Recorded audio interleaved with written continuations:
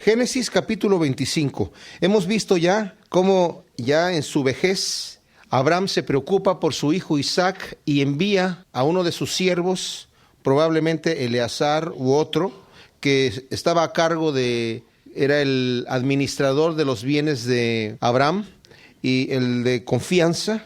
Lo envía a su tierra de donde salió, en donde estaban sus parientes, para que busque esposa para su hijo Isaac, porque no quería que tomara él mujeres de la zona donde estaban. Y la razón era porque pues había mucha idolatría y no tenía confianza Abraham, y muy correctamente, de tomar una mujer de ahí. Entonces el siervo se va con la bendición de Abraham. Abraham le dice que el ángel del Señor va a ir delante de él para encontrar a la esposa, y es una historia de amor muy especial porque vemos cómo el Señor interviene en todos los detalles para escoger la mujer que va a ser para Isaac. Hay muchas personas que cuando se van a casar están esperando que Dios ponga delante de ellos a la persona adecuada para casarse, y muchas veces el Señor lo hace, y es sabio esperar en Dios para que Él nos dirija con sabiduría con la persona que nos debemos casar. Pero eso no nos quita a nosotros de la responsabilidad de amar a nuestras esposas. Yo he escuchado a veces el pretexto de alguno que dice, bueno, es que yo me casé con esta mujer por presión, porque así nos hicieron sentir que realmente era la mujer para mí y yo era el hombre para ella, y fue tanto por presión de otros y no porque yo estuviese realmente enamorado, y no es la mujer que Dios tenía para mí, así que por lo tanto me divorcio y ahora me voy a buscar a la que Dios sí me va a dar. Y eso, pues la Biblia no lo dice. Ya una vez que estamos casados tenemos la responsabilidad de amarnos. Mi esposa y yo nos conocimos antes de ser cristianos, pero conocimos al Señor y el Señor nos da la responsabilidad de que tenemos que amarnos. Así que no pensemos que esta historia de Isaac, en donde el Señor le escoge a la que debe ser, es una situación que necesariamente es para todos. Yo sé que hay matrimonios en donde el Señor definitivamente ha puesto a la mujer especial delante del hombre de una forma sobrenatural, pero no es una regla general. Lo que sí es, como dije yo, el mandamiento de Dios es que tenemos la responsabilidad de amar a nuestras mujeres. Y dice aquí que Isaac, sin haber conocido a Rebeca, cuando la ve muy hermosa, la ama y se consuela de la muerte de su madre. Dice el versículo 1 del capítulo 25 que Abraham tomó otra mujer cuyo nombre era Setura, la cual le dio a luz Simram, Joksán, Medán, Madián, Isbac y Súa. Y Joksán engendró a Seba y a Dedán, e hijos de Dedán fueron Asurim, Letusim y Leumim. E hijos de Madián, Efa, Efer, Anoc, Abida y Elda. Todos estos fueron los hijos de Setura. Estos nombres en realidad no significan nada para nosotros porque la historia va a continuar con Isaac. A la Biblia solamente le interesa llegar con la genealogía hasta Jesucristo, ¿verdad? Entonces, toda la Biblia se trata de Jesucristo y lo que interesa es llevarnos hacia Él. Y Abraham dio todo cuanto tenía a Isaac, pero a los hijos de sus concubinas dio Abraham dones y los envió lejos de Isaac, su hijo, mientras él vivía hacia el oriente, a la tierra oriental. Aquí hay una pregunta que debemos hacernos al observar el versículo 6. Dice, pero a los hijos de sus concubinas dio Abraham dones. ¿Cuáles eran las concubinas de Abraham? Bueno, las mujeres que tenemos nosotros aquí registradas en la Biblia que tomó Abraham, y calculamos que ha de haber sido las únicas que tuvo, fue primero Agar, la egipcia, que llegó a ser concubina de Abraham, porque la esposa era Sara. Pero Setura, en Crónicas, Primera de Crónicas, capítulo 1, si ustedes lo quieren ver, y si no yo se los leo rápidamente aquí, nos habla también de Setura, y dice así en el versículo 32, y Setura, concubina de Abraham, dio a luz a Simram, Joxac, Madián, Isbac y Súa, los mismos hijos que se mencionan acá. Entonces, obviamente, Setura era una concubina. Lo que quiere decir que no necesariamente hasta que muere Sara, que vimos que ya había muerto en el estudio anterior, es cuando Abraham toma a esta mujer, sino que probablemente ya la tenía desde antes. ¿Por qué digo esto? Porque si nosotros nos vamos hacia atrás, al capítulo 24, en el versículo 1, dice, era Abraham ya viejo y bien avanzado en años. Entonces, si era ya tan anciano, yo creo que era difícil que él en este momento pudiese tomar otra mujer y engendrar 5 hijos. Algunas Biblias dicen que tomó otra esposa. Vendría a ser su esposa si hubiese tomado a otra mujer Después de que muere su esposa Sara, vendría esta mujer a ser su esposa. Pero en este caso, como su esposa ya la tenía, es una concubina solamente. Y aquí nos menciona que tuvo estos hijos, no necesariamente en una forma cronológica. Sí se entiende, ¿verdad? Se nos menciona porque pues de aquí van a salir naciones, como el Señor le había dicho a Abraham, yo te voy a prometer a ti que vas a tener descendientes como las estrellas de los cielos que nadie va a poder contar. Y a Ismael, ustedes recordarán que también le había prometido el Señor que iba de él a tener 12 príncipes, con 12 reinos que iban a salir de él, y también vamos a ver aquí cómo se cumple esa palabra en los siguientes versículos. En el versículo 7 dice, y estos fueron los días que vivió Abraham, 175 años. Una gran cantidad de años. El Señor le había prometido a Abraham que sus días iban a ser muchos y que iba a morir en buena vejez. Y el Señor aquí vemos cómo cumple su palabra. Dice, y fue unido a su pueblo, anciano y lleno de años. Los sepultaron Isaac e Ismael, sus hijos, en la cueva de Macpela, en la heredad de Efrón, hijo de Zoar, Eteo, que está enfrente de Mamre.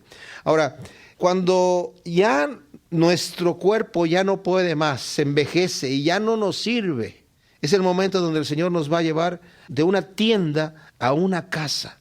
Este cuerpo es una tienda. Abraham anduvo viviendo en tiendas todo el tiempo, dice el libro de Hebreos, confesando que eran peregrinos y que eran extranjeros en la tierra donde ellos estaban. Ellos confesaban, yo soy extranjero. En la tierra que el Señor me prometió, no es mi tierra todavía, soy extranjero. Mis descendientes las van a heredar esas tierras. Mis descendientes van a construir casas que tengan cimientos. Pero yo, dijo Abraham, yo voy a andar viviendo en tiendas. Algo que es, pues no es cómodo. Algo que no es lo que debe ser. No tiene las comodidades, no tiene la seguridad, no tiene el confort, la protección que pudiera tener una casa normal, una casa fija. Se va deshaciendo fácilmente, dura muy poco. Pero yo creo que a Abraham a eso también le sirvió para darse cuenta de que así como esa casa no era su casa, este cuerpo tampoco era su cuerpo. Y ahora es trasladado de ese cuerpo ya de 175 años, que ya no le servía muy bien, ahora a un nuevo cuerpo glorificado. Dice la Escritura en Romanos 8 que nosotros gemimos en nuestro cuerpo, queriendo ser revestidos de incorrupción. Nuestro cuerpo se va desgastando y nos duele cuando se desgasta. Empezamos a envejecer muy jóvenes. Empezamos con achaques desde muy temprana edad. Hay defectos de nacimiento en muchas personas que los tienen que llevar por toda su vida. Y todo esto es efecto de que vivimos en una creación que gime en dolores de parto, queriendo ser revestida de incorrupción. Bueno, pues el Señor nos va a trasladar eventualmente de este cuerpo, de esta tienda, a una casa.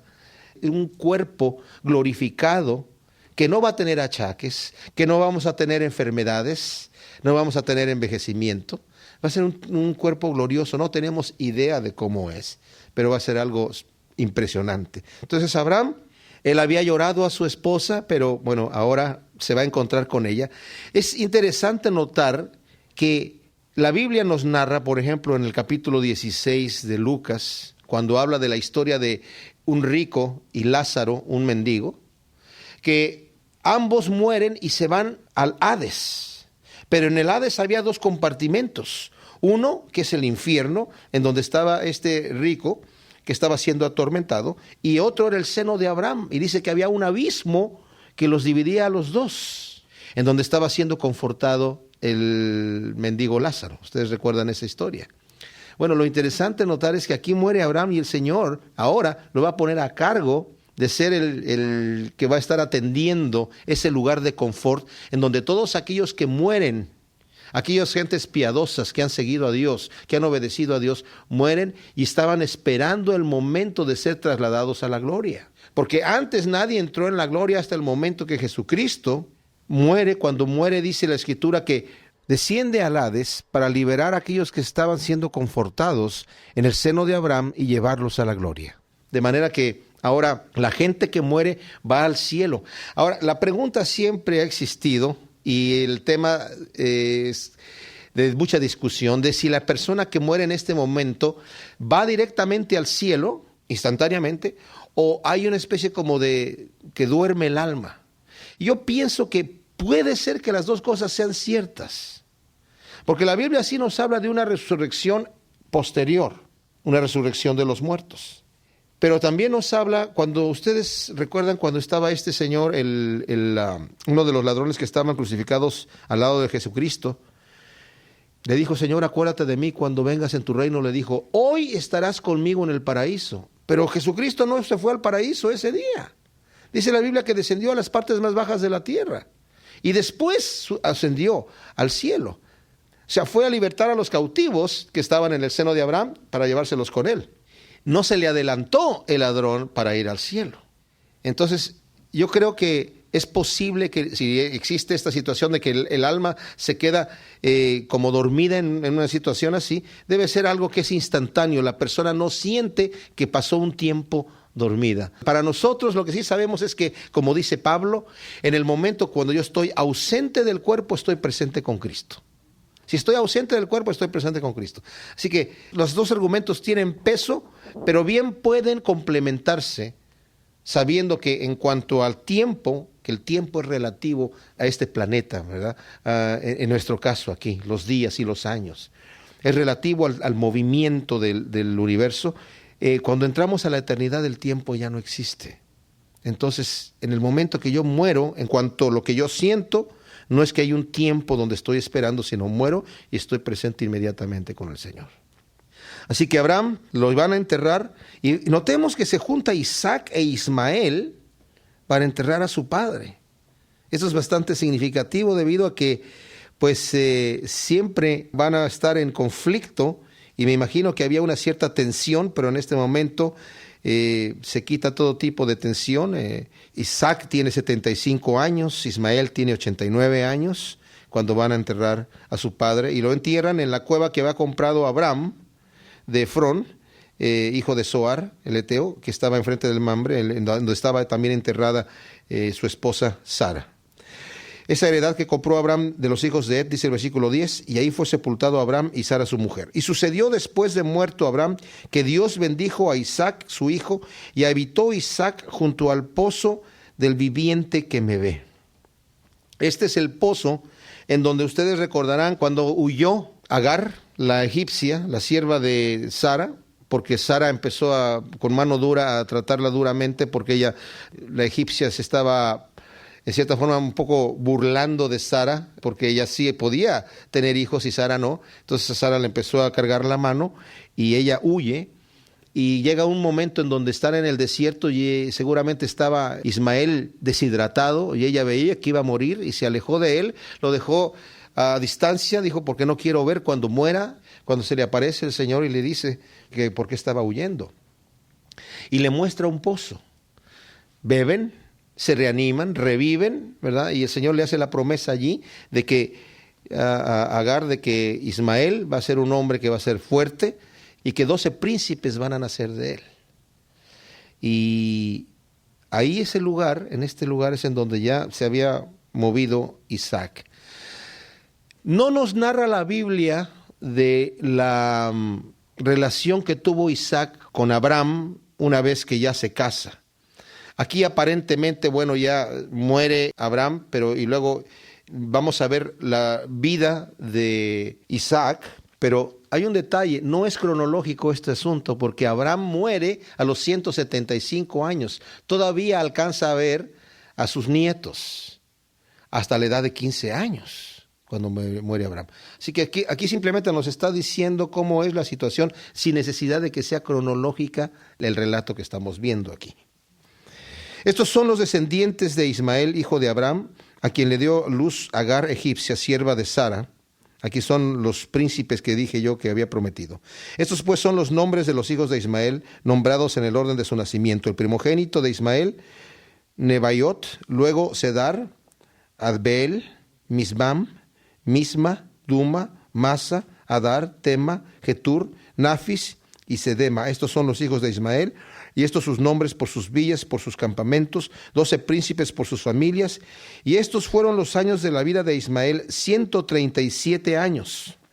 Y exhaló el espíritu Ismael y murió y fue unido a su pueblo, y habitaron desde Ávila hasta Sur, que está enfrente de Egipto, viniendo a Asiria, y murió en presencia de todos sus hermanos. O sea, habitó en el norte de Arabia, y esto de que murió en presencia de todos sus hermanos, también, como comentamos cuando se le dio la profecía de que vivirá en presencia de todos sus hermanos, también se puede traducir vivirá enfrentado o con conflicto constante con todos sus hermanos. Así que la traducción puede ser de las dos maneras. No sabemos exactamente qué es lo que quiso decir. Sabemos que murió en presencia de todos sus hermanos, pero también sabemos que las naciones árabes han tenido mucho conflicto. Esto no es para poner abajo o para degradar los árabes. Yo en mi descendencia tengo un poco de árabe también, tengo algo de judío, así que tengo dos naciones en conflicto dentro de mí también. Y tengo una mezcla muy grande, ¿verdad? De francés, español, de mexicano, irlandés, etc. Nos dice el versículo 19, estos son los descendientes de Isaac, hijo de Abraham. Abraham engendró a Isaac, y era Isaac de 40 años cuando tomó por mujer a Rebeca, hija de Betuel, arameo, de Padán Aram, hermana de Labán, arameo. Y oró Isaac a Jehová su mujer, que era estéril, y lo aceptó Jehová, y concibió Rebeca su mujer. Y los hijos luchaban dentro de ella, y dijo, si es así, ¿para qué vivo yo? Y fue a consultar a Jehová, y le respondió Jehová, 2 naciones hay en tu seno, y 2 pueblos serán divididos desde tus entrañas. El un pueblo será más fuerte que el otro pueblo, y el mayor servirá al menor. Nos va a decir más adelante en el versículo 26, que cuando nace Esaú y Jacob, Isaac es de 60 años. Estuvo casado por durante 20 años. ¿Se imaginan ustedes la prueba? Él sabía, porque se le había dicho a Abraham, que a través de la descendencia de Isaac, aunque Abraham tenía otros hijos, tenía a Ismael, y seguramente algunos de los de Cetura también ya estaban allí, le había dicho que en él iba a ser la promesa que Dios iba a cumplir, de que en tu simiente van a ser benditas todas las naciones, en tu simiente. Y en esta simiente era la simiente que iba a venir, Jesucristo, a través de Isaac. Él lo sabía, pero estaban pasando los años y no pasaba nada. Afortunadamente, me imagino yo, que Abraham ha de haber contado todas las historias que le sucedieron en todo su caminar a su hijo. Supo de lo que había sucedido con Agar, la esclava, y supo cómo Dios no aprobó eso y cómo trajo conflicto incluso, y pues afortunadamente atinó a no hacer lo mismo, de decir, bueno, voy a tomar otra mujer, a ver si por medio de la otra mujer va a ser el nacimiento, porque su padre muy explícitamente le había dicho a su siervo, no lleves a mi hijo allá, y toma mujer de allá, porque de las mujeres de aquí no quiero que se case con las mujeres de aquí. Porque sabía Abraham que tenía que guardar la línea para la simiente que iba a ser Jesucristo más adelante.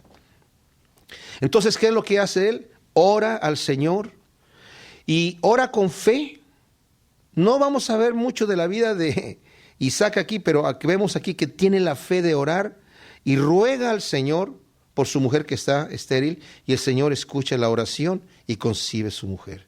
Y no solamente concibe, sino que tiene gemelos. Pero estos gemelos están luchando entre sí y ella se da cuenta que hay un conflicto, que hay una lucha.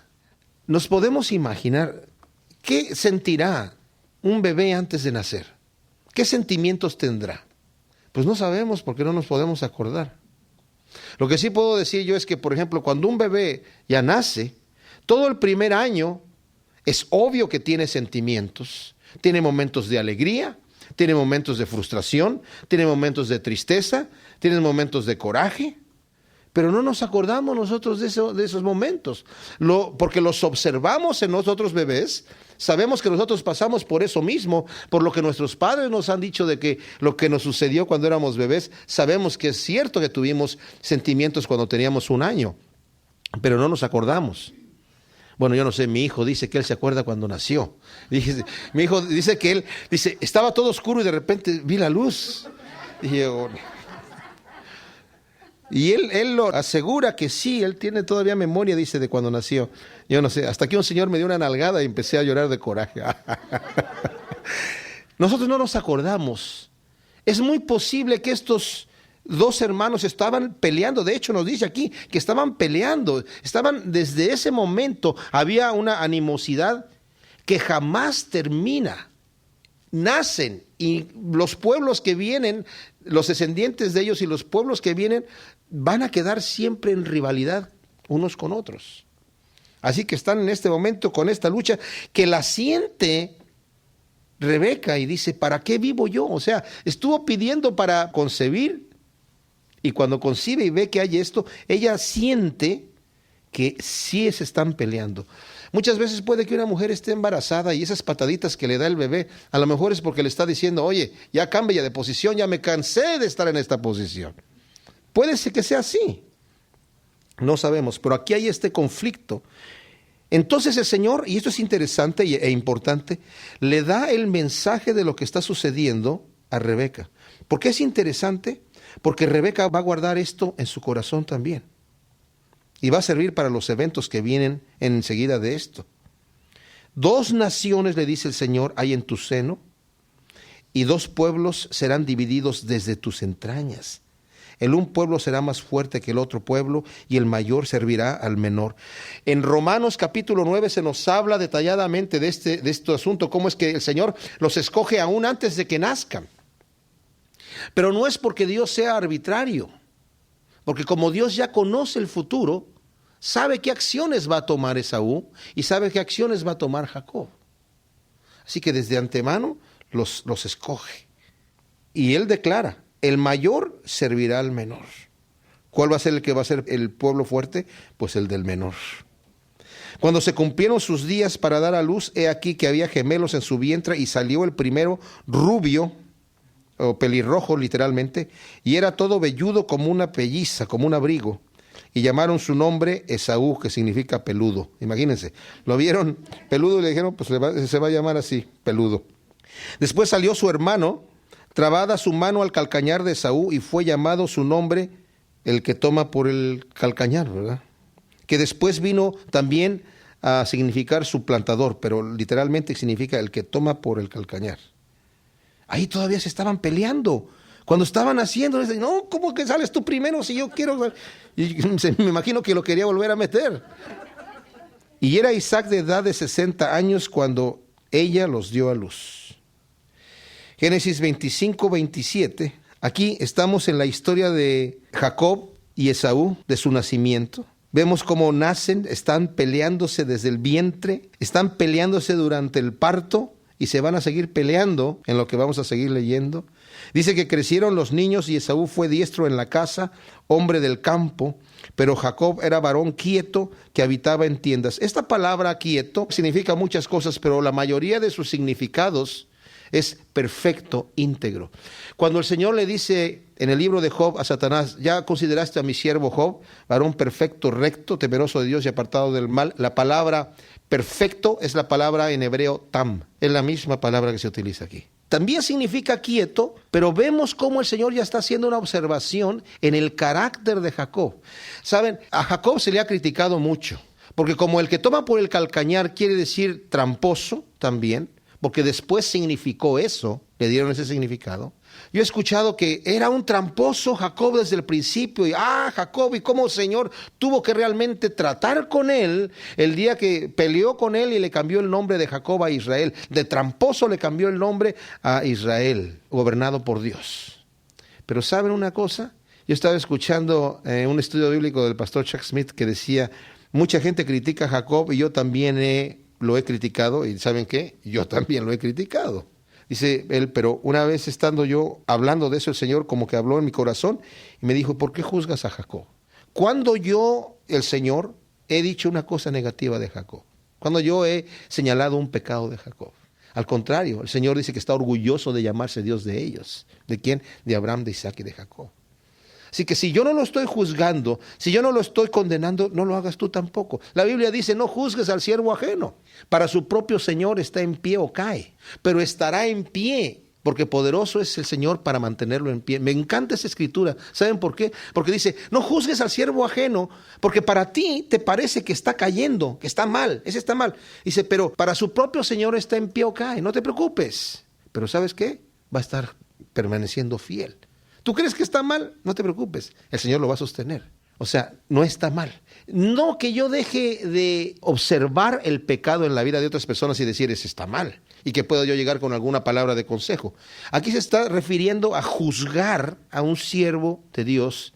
No debemos hacerlo. Entonces, Jacob aquí dice que era un varón quieto, un varón íntegro, que habitaba en tiendas.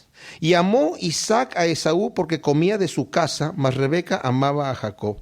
Ese es un versículo triste, porque vemos que el padre tiene ya un preferido y la madre tiene otro preferido. Empieza a haber ya una división allí. Y realmente, aunque no se nos dice mucho de Isaac, esto no es muy notable de parte de Isaac. ¿Por qué lo prefiere? Porque va y caza venado, tal vez, algunos dicen que era venado, y le gustaba a Isaac comer de esa carne que cazaba su hijo y por eso lo prefería.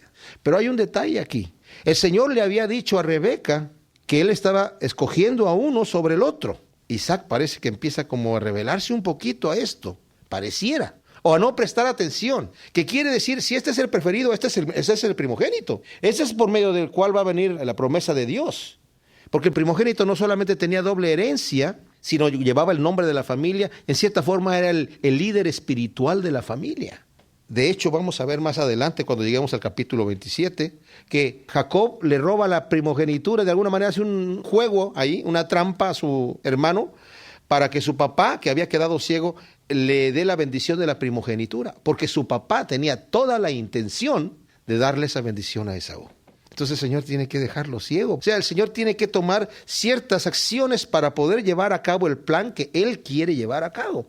La razón por la cual Rebeca amaba a Jacob, no sabemos si era porque habitaba en la casa, pero también puede ser porque ella había escuchado esta promesa que le había dicho el Señor. Tus hijos están divididos desde el vientre, pero yo ya escogí a uno. El mayor va a servir al menor, escogí al menor. Y guisó Jacob un potaje, y volviendo Esaú del campo cansado, dijo a Jacob, te ruego que me des a comer de ese guiso rojo, pues estoy muy cansado, por tanto fue llamado su nombre Edom. En realidad, le dijo, quiero devorar eso que tú tienes allí, porque estoy muy cansado, tengo muchísima hambre, así que por favor, dame de ese guiso rojo. Entonces, notemos desde aquí cómo ya Jacob está tomando ventaja para poder quedarse con la primogenitura. Y Jacob respondió, véndeme en este día tu primogenitura. Entonces dijo Esaú, he aquí yo me voy a morir, ¿para qué pues me servirá la primogenitura? O sea, él estaba diciendo, mira, si no me das de comer, me estoy muriendo de hambre, me voy a morir de cualquier manera, así que ¿de qué me sirve la primogenitura? Y esto es terrible porque está despreciando algo que no solamente es doble herencia, sino también, como dije yo, el líder espiritual de la familia. Y dijo Jacob, júramelo en este día, y él le juró, y vendió Jacob su primogenitura. Entonces Jacob dio a Esaú pan y del guisado de las lentejas, y él comió y bebió y se levantó y se fue. Así menospreció Esaú la primogenitura. En Hebreos 12:12 nos dice lo siguiente, por lo cual levantad las manos caídas y las rodillas paralizadas y haced sendas derechas para vuestros pies, para que lo cojo no se disloque, sino que sea sanado. Seguid la paz con todos y la santidad, sin la cual nadie verá al Señor. Mirad bien, no sea que alguno deje de alcanzar la gracia de Dios, que brotando alguna raíz de amargura os estorbe y por ella muchos sean contaminados. No sea que haya algún fornicario o profano como Esaú, que por una sola comida vendió su primogenitura. Porque ya sabéis que aún después, deseando heredar la bendición, fue desechado y no hubo oportunidad para el arrepentimiento, aunque la procuró con lágrimas. ¡Wow! Es una cosa fuerte, como la Escritura ve, que Esaú deseche las cosas de Dios, no le importa. Es una persona que le gusta lo de ahora aquí. Comamos y bebamos que mañana moriremos. Pero Jacob no. Él sí le daba importancia a la primogenitura. No tanto por la doble herencia. De hecho, vamos a ver que él va a salir huyendo. Y sus bienes no van a ser los que le va a heredar su padre, sino como el Señor lo va a bendecir más adelante. Pero él obtiene la bendición de su padre. Era lo que él le interesaba. Y a Esaú al final también la quiere, también quiere esa bendición, pero ya no pudo. Y su padre, con todo y lo mucho que lo amaba, le dijo, la bendición que yo ya le di a tu hermano, ya se la dije y le va a suceder. Y todavía le dice, ¿y qué no tienes otra bendición? Nada más tienes una bendición, le dice Esaú.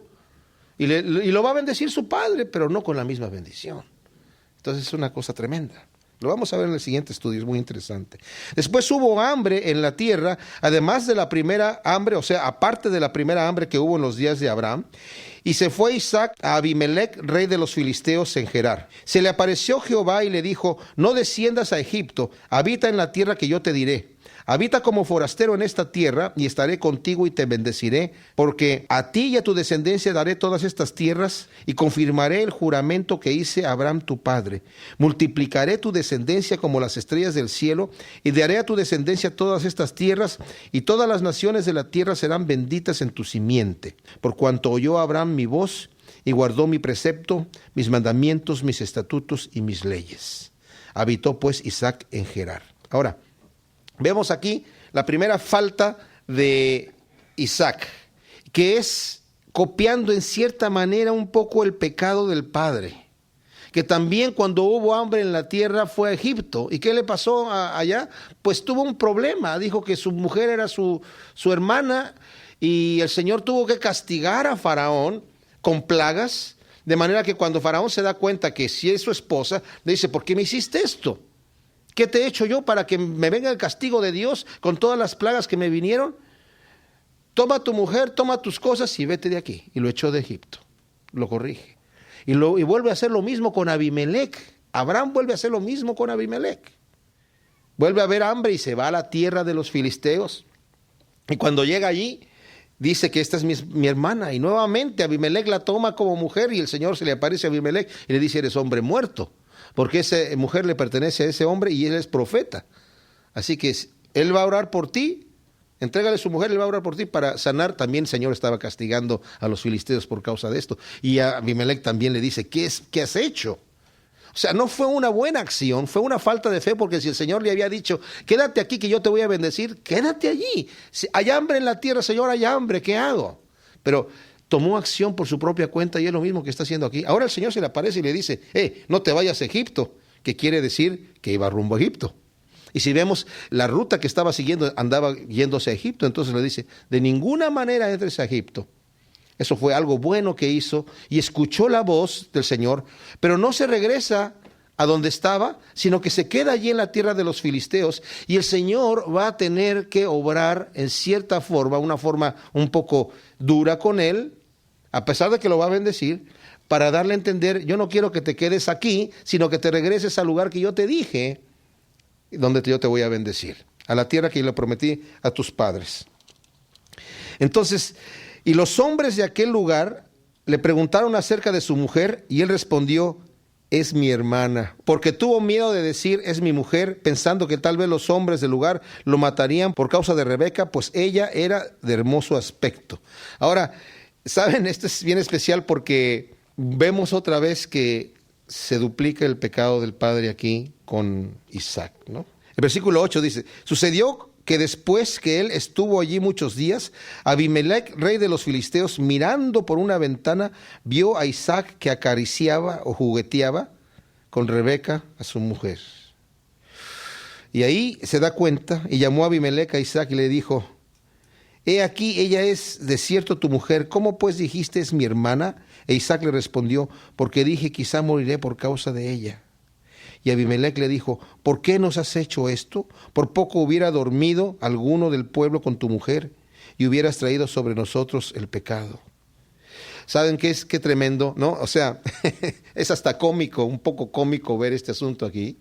Abimelec le haber dicho: ay, ¿de quién dices que eres hijo? ¿Verdad? De Abraham. Hace exactamente lo mismo. Y es la otra falta de fe que vemos aquí. Como dije, son cosas que Dios en ninguna manera vuelve él a tocar. El Señor pasa por alto estas cosas, no las menciona. Cuando se menciona a Abraham, se menciona a Isaac y se menciona a Jacob, no se mencionan sus defectos más adelante. El Señor no los menciona. Hay otras personas que sí mencionan sus defectos. De Esaú. Por eso dices: a Esaú lo aborrecí. Y hay profecías en contra de Esaú, porque el Señor aborreció a Esaú, pero no a Jacob. A Jacob lo amó, y dice que se siente orgulloso de llamarse Dios de ellos. Entonces Abimelec mandó a todo el pueblo diciendo: el que tocare a este hombre o a su mujer, de cierto morirá. Y sembró Isaac en aquella tierra y cosechó aquel año 100 por 1 y le bendijo Jehová. Aquí vemos nuevamente que el Señor empieza a cumplir su promesa inmediatamente. Siembra y cosecha 100 por 1. Se estaba yendo a la tierra de Egipto porque había hambre. Pero en ese momento vemos que el Señor le dice, quédate aquí y yo te voy a bendecir. Para dirigirlo le va a crear ciertos problemas, pero antes de crearle los problemas, primero lo bendice, y lo bendice abundantemente. Y de hecho esta bendición se va a convertir en uno de los primeros problemas. Y el varón se enriqueció y fue prosperado y se engrandeció hasta hacerse muy poderoso, y tuvo hato de ovejas y hato de vacas y mucha labranza, y los filisteos le tuvieron envidia. Ahí está el primer problema que tiene, la primera cosa que está usando el Señor para incomodarlo. Aparte de que ya lo bendijo, mostrándole el Señor su fidelidad, lo quiere incomodar para que no se sienta bien en donde está y empiece a empacar. Y todos los pozos que habían abierto los criados de Abraham, su padre, en sus días, los filisteos los habían cegado y llenado de tierra. Entendamos que los pozos en aquel lugar eran demasiado cotizados, demasiado trabajo abrir un pozo y demasiado cotizada el agua en esa región. Entonces el hecho de cegar un pozo era una gran maldad, y él los vuelve a abrir. Entonces dijo Abimelec a Isaac, apártate de nosotros, porque mucho más poderoso que nosotros te has hecho. E Isaac se fue de allí y acampó en el valle de Gerar y habitó allí. Todavía no se va de la tierra de los filisteos. Solamente se aparta de donde estaba. Abimelec tiene que venir a pedirle que se vaya de ahí, porque está viendo la tensión que hay. Algunos dicen que este no es el Abimelec que habló con Abraham, porque han pasado ya 100 años desde que habló la primera vez. Pero saben que vivían mucho tiempo. De hecho, Isaac llega a vivir 180 años, vive 5 años más que su padre, aunque Ismael solamente vive 135 años. Pero bien pudo haber sido el mismo, de hecho tiene que ser el mismo. Más adelante vamos a ver que llega con el capitán de la guardia y es el mismo nombre del capitán de la guardia, así que no solamente Abimelec, sino el capitán de la guardia también llegan a vivir esa cantidad de tiempo. Sería mucha coincidencia que hubiese sido otro Abimelec y que el capitán que llegara de la guardia, que estuviera ahí, hubiera sido el junior del otro capitán de la guardia. Además, debemos entender que en este momento, fíjense bien, como dije, esto no es cronológico, todavía bien puede estar vivo Abraham. El tiempo va pasando, pero no sabemos en qué momento está esta situación sucediendo. ¿Qué edad tienen los hijos de Isaac? No se nos dice aquí. E Isaac se fue de ahí entonces y habitó en la tierra, en el valle de Gerar, y volvió a abrir Isaac los pozos de agua que habían abierto en los días de Abraham su padre, y que los filisteos habían cegado después de la muerte de Abraham. Y los llamó por los nombres que su padre los había llamado. Ahora, donde estaba él, donde lo viene a echar Abimelec, había pozos que había cavado Abraham y que los habían cegado. Entonces se mueve un poco más hacia ya rumbo a Canaán, ¿verdad? Pero no llega allá totalmente. Y hay más pozos que habían cegado los filisteos, todavía está en tierra de los filisteos. Y los llama por los nombres entonces que había llamado Abraham su padre. Pero cuando los siervos de Isaac cavaron en el valle, hallaron allí un pozo de aguas vivas. Literalmente hallaron un manantial. Un manantial. Entonces los pastores de Gerar riñeron con los pastores de Isaac diciendo, el agua es nuestra. Por esto llamó el nombre del pozo Esek, que significa contención, porque habían altercado con él. Y abrieron otro pozo y también riñeron sobre él, y llamó su nombre Sitna, que significa enemistad.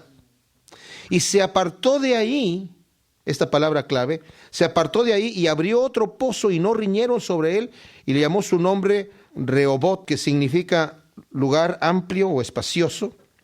Y dijo, porque ahora Jehová nos ha prosperado y fructificaremos en la tierra. Y de allí subió a Beerseba. Y ya llega entonces al lugar donde debía estar. Vemos cómo el Señor entonces está utilizando este conflicto que hay con los filisteos para guiar a Isaac a la tierra prometida, a la tierra donde él quiere que esté. Él quiere que habite, y va a habitar como forastero también, porque esta tierra no la van a heredar la descendencia hasta después que Jacob ya en su vejez, se va a ir a vivir a Egipto porque va a haber un hambre en toda la tierra. José va a estar en Egipto. Y después que llegan 80 personas allí a Egipto, allí el Señor utiliza a Egipto como el vientre materno que va a dar nacimiento a la nación de Israel. 400 años más tarde van a salir de allí como cerca de 3 a 4 millones de personas rumbo a la tierra prometida. Y ese momento es cuando van a heredar la tierra que el Señor les había prometido a este mismo lugar otra vez. Que fue una visión que también el Señor le mostró a Abraham cuando le hizo la promesa, ¿verdad? Tu descendencia va a pasar 400 años de problema en la esclavitud en Egipto, pero yo también ya juzgué a esa nación que les ha creado el problema. Entonces aquí vemos que el Señor utiliza estas situaciones para llevar a Isaac al lugar donde él quería que viviera, en Berseba. Y no se mueve mucho de ahí, se establece. Y se le apareció Jehová aquella noche, la segunda vez que se le aparece, y le dice: yo soy el Dios de Abraham tu padre, no temas porque yo estoy contigo y te bendeciré, y multiplicaré tu descendencia por amor de Abraham mi siervo. Y edificó allí un altar e invocó el nombre de Jehová, y plantó ahí su tienda, y abrieron ahí los siervos de Isaac un pozo. Entonces ya está establecido, ya tienen un pozo, el Señor nuevamente les dice que lo va a bendecir y lo va a multiplicar y lo va a hacer poderoso en gran manera. Y cuando esto sucede, versículo 26, Abimelech vino a él desde Gerar, y a Usat, amigo suyo, y Ficol, capitán de su ejército, y les dijo Isaac: ¿por qué venís a mí? Pues que me habéis aborrecido y me echasteis de entre vosotros.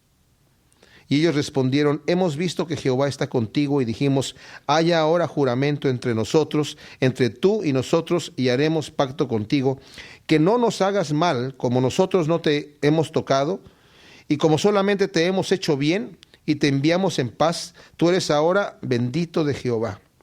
Qué especial que Abimelech se da cuenta de esto, de cómo el Señor ya ha escogido a Abraham, y también ha escogido a Isaac, porque ven que el Señor los está bendiciendo. Qué importante. Saben, vimos los errores de Isaac, pero también tenemos que ver las virtudes. Es importante y es emocionante cuando la gente puede ver por nuestro testimonio que Dios está con nosotros. Así como Potifar va a ver que Jehová está con José. El Dios de José está con él, porque donde pone la mano todo le sale bien. Dios lo bendice. Y qué hermoso es cuando tenemos una relación con el Señor tan estrecha que la gente se da cuenta que Dios está con nosotros, ¿verdad? Podemos ser así de testimonio, y lo reconoce Abimelech y va y hace paz. Dice: porque este hombre se está haciendo poderoso en gran manera, es una persona noble, y yo no quiero que vaya a haber conflicto. Ya había hecho este pacto con Abraham. Y le dijo: para que tú no nos hagas daño, ni tu descendencia le haga daño a nuestros hijos y a nuestros nietos, a toda nuestra descendencia. Por favor, trátanos bien. Pero no todos los reyes de los filisteos van a tener este temor del Señor, y va a haber el conflicto más adelante, cuando llegan a la tierra prometida los israelitas. Entonces, él les hizo banquete, y comieron y bebieron, y se levantaron de madrugada, y juraron el uno al otro, e Isaac los despidió, y ellos se despidieron de él en paz. Fíjense que aquí no hay el argumento que sacó Abraham, que había dicho: bueno, sí, pero es que hay unos pozos que tus siervos me han quitado, y él dijo: bueno, yo no he sabido qué pozos hayan sido. Pero notemos que en aquel entonces Abimelech le había permitido a Abraham: vive en el lugar que tú quieras. Entonces le pertenecían esos pozos a Abraham. Pero ahora que ya no estaba viviendo ahí Abraham, los filisteos decían: esa es agua nuestra, nos pertenece, está en nuestro territorio. Entonces Abimelech le tiene que decir: por favor, vete de aquí. Y se va yendo, bueno, hasta que llega a Berseba y se establece ahí. Y aquel día sucedió que vinieron los criados de Isaac y le dieron nuevas acerca del pozo que habían abierto, y le dijeron: hemos hallado agua. Y lo llamó Seba. Por esta causa el nombre de aquella ciudad es Berseba hasta el día de hoy. Y cuando Esaú era de 40 años, tomó por mujer a Judit, hija de Beeri, Eteo, y a Basemat, hija de Elón, Eteo, y fueron amargura de espíritu para Isaac y para Rebeca. Qué terrible. Saben, aquí él está tomando hijas de los Eteos, obviamente mujeres con otras costumbres, idólatras, Y Isaac estaba pensando, este es mi primogénito por medio del cual va a venir la descendencia, la bendición de Dios, por el simiente que va a ser bendita a todas las naciones, pero está tomando mujeres idólatras. Entonces ahí hay una aflicción de espíritu, no solamente para Isaac, sino también para Rebeca, que me imagino que estas dos nueras fueron de bastante conflicto para ellos. Gracias te damos, Señor, por tu palabra. Realmente vemos el ejemplo de tu fidelidad en la vida de Abraham, en la vida de Isaac, de Jacob, y como tú has prometido a todos aquellos que somos descendientes espirituales de Abraham, Señor, por medio de la fe, por medio de la promesa. Señor, gracias por tus promesas y queremos confiar en ti, Señor, como confió Abraham, como confió Isaac y Jacob, Señor. Te damos gracias en el nombre de Cristo Jesús. Amén.